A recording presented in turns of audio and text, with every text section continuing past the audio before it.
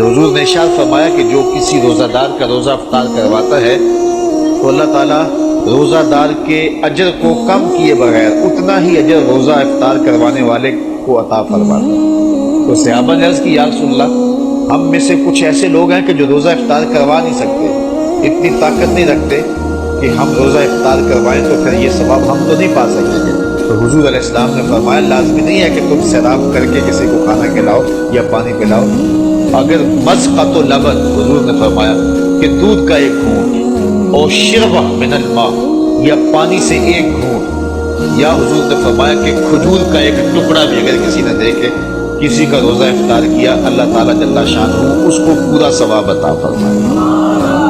اور جس نے پورا اہتمام کیا کہ اس کو صحیح افطاری کروائی، اس کو سیراب بھی کیا، اس کو رجایا بھی، حضور فرمایا اللہ تعالیٰ قیامت کے دن میرے ہاتھوں سے اسے حوض کوثر کا جام نصیب کرے گا۔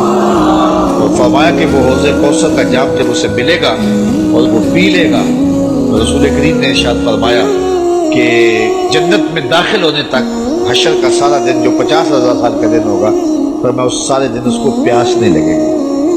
تو یہ ماحول پیدا کریں، لازمی نہیں ہے کہ آپ بڑا اہتمام کریں۔ اگر آپ ایک مٹھی کھجوروں کی جو ہے وہ مسجد میں بھیج دیں یا ہمسایوں کے گھر بھیج دیں یا کسی غریب کو دے دیں کہ جناب آج یہ روزہ میری جانب سے آپ کھول لیں، تو وہ کھجور دی ہوئی بھی پورے روزے کا ثواب نامہ اعمال میں درج کر دیں گے۔ کسی کو گھونٹ پانی کا پلا دیں تو وہ نامہ اعمال کے اندر مکمل ثواب روزے کا لکھ دیا جائے گا۔ اور اگر اللہ نے آپ کو وسعت دی ہے، یہ سیاسی افطاریاں چھوڑیں، ان لوگوں کو روزہ افطار کروائیں جنہوں نے روزہ رکھا ہوا ہے۔ یہ آج کل یہ بھی فیشن ہو گیا ہے کہ اپنی نمائش کے لیے افطاری کروائی جاتی ہے، اس میں کوشش ہو جاتی ہے کوئی وزیر مل جائے، کوئی MLA صاحب مل جائیں، کوئی MP صاحب مل جائیں، کوئی آفیسر مل جائیں، اور اس بہانے سے ان کی دعوت کا موقع۔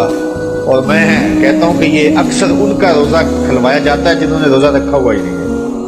وہ دوپہر کو بھی کھول کے آئے ہیں، وہ صبح بھی کھولا تھا انہوں نے، اور اب بھی وہ بیٹھے ہوئے ہیں، اور ہنسی آتی ہے کہ روزہ رکھا ہوا ہی نہیں، تو انتظار کر رہے ہوتے ہیں کہ ذرا اذان ہو لے۔ تو یہ سیاسی افطاریاں چھوڑیں۔ حضور نے ارشاد فرمایا صحابہ کو کہ تمہارے دسترخوان سے سوائے متقی کے کوئی نہ کھائے، یعنی متقی تمہارے دسترخوان سے کھائیں۔ اور یہ کسی بندے کی خوش بختی ہوتی ہے کہ اس کے دسترخوان سے کھانے والے متقی ہوں، پرہیزگار لوگ ہوں۔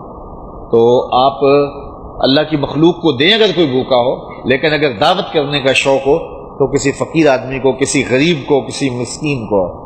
یار جو یعنی ایک کونا کاٹ کے جو ہے وہ لیگ پیس سے باقی پھینک دے گا، اسے کیا قدر؟ وہ جس غریب کو کبھی کچھ ملا نہیں، جب اس کو کھلائیں گے تو اس کی روح بھی دعائیں دے گی، اس کا دل بھی دعائیں دے گا، اور اللہ کی رحمتیں تمہارے اوپر نازل ہوں گی۔